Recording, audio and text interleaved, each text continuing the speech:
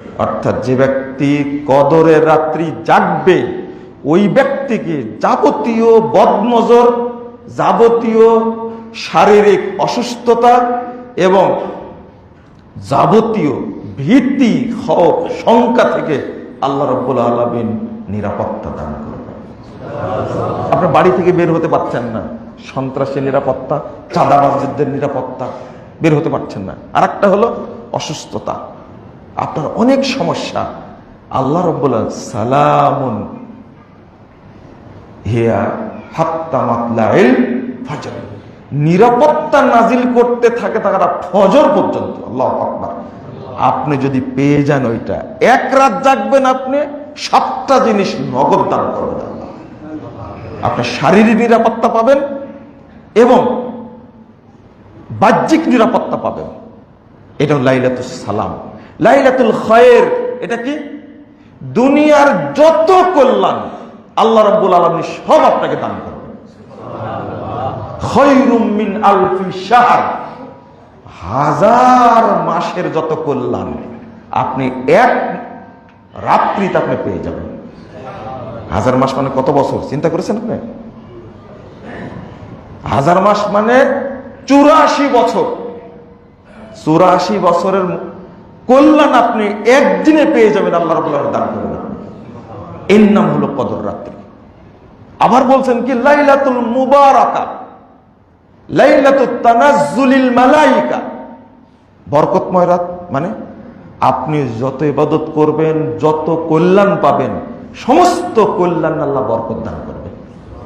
মনে করেন কল্যাণ পেলেন আপনি, কি কল্যাণ বলতে আপনি একটা জিনিস আল্লাহর পক্ষ থেকে গিফট পেলেন, এই গিফটটাতে আল্লাহ এত বরকত দিবেন আর কোনোদিন শেষ হবে না।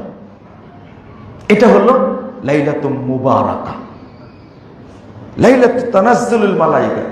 যেমন আপনি 2 রাকাত সালাত পড়লেন, 2 রাকাত সালাত পড়লেন, এটা ইবাদত করলেন 2 রাকাত, আল্লাহ এই 2 রাকাতের নেকিতে এত বরকত দিবেন, আপনার আমল নামা এই নেকিতে সমৃদ্ধ হবে। এর হলো লাইলাতুল মুবারাকা।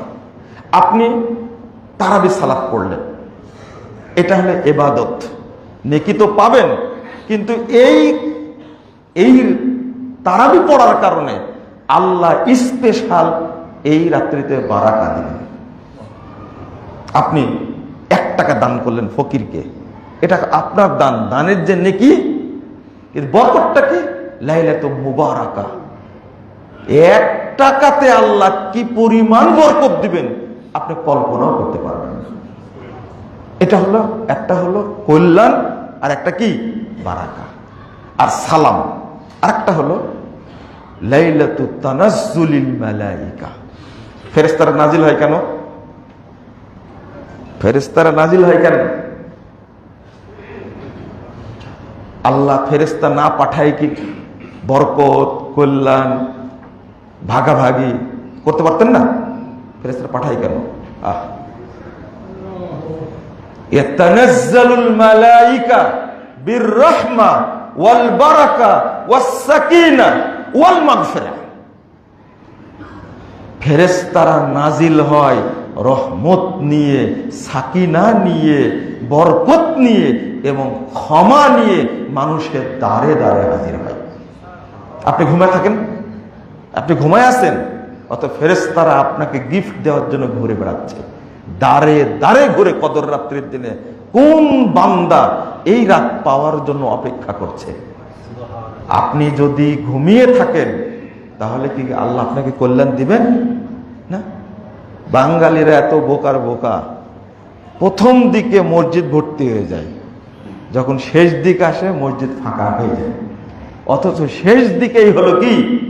কদর রাত্রি, তাই না? আমরা রাত জাগতে জানি না। আবার কোনো কোনো জায়গায় রাত জাগার নামে বিশাল বিরিয়ানির অনুষ্ঠান চলে, তাই না? সারা রাত বিরিয়ানি খাবে, 2 বার সালাত আদায় করবে, ওয়াজ করা নেবে, 4-5 জন হুজুর নিয়ে আসবে। না, এই যেন পড়ে না যায়, এত দীর্ঘ কেরাত করতেন। আর আপনি একই রাত্রিতে তারাবি পড়বেন, তাহাজ্জুদ পড়বেন। হ্যাঁ, তাহলে কেমন তারাবি পড়েছেন আপনারা? আধা ঘন্টাতে 11 রাকাত পড়ে তারাবি শেষ। এটা কি রাত্রি জাগা হলো? বিশেষ করে কদর রাত্রি শুরু করবেন, এটা তো মাত্র 5টি রাত্রি, 10 রাত্রি না, এটা 15 রাত্রি না, 1 মাস না, কয় রাত্রি? 5 রাত্রি। মাসালা আলোচনা করছি না যে 27 রাত্রিতে শুধু জাগবেন, এটা কিন্তু ঠিক না। আপনি কিভাবে কনফার্ম হলেন যে 27 রাত্রি কত রাত্রি হবে? আল্লাহ রাসূল কনফার্ম হননি, সাহাবায়ে কেরাম কনফার্ম হননি। আল্লাহ রাসূল বলছেন, আমি কদর রাত্রিতে পেলাম, আমি মসজিদে যাচ্ছি বলবো এই রাত্রি কদর রাত্রি। সামনে যা দেখছি 2 জন ব্যক্তি লাগছে দ্বন্দ্ব লেগে সাহাবীদের বলতেই ভুলে গেলাম যে কোন দিন পেয়েছিলাম। এটা আল্লাহর নবীকে ভুলিয়ে দেওয়া হয়েছে, আর বাঙালিরা মনে করেছে 27 রাত্রি কদর রাত্রি। যা করি আমরা সব ভুয়া, না জেনে করি। 5টি রাত্রিতেই জায়গা লাগবে, আশা থাকবে। আপনি না পেলেও আল্লাহ রাব্বুল আলামিন আপনাকে সেটা দান করবেন। আল্লাহ রাসূল বলছেন।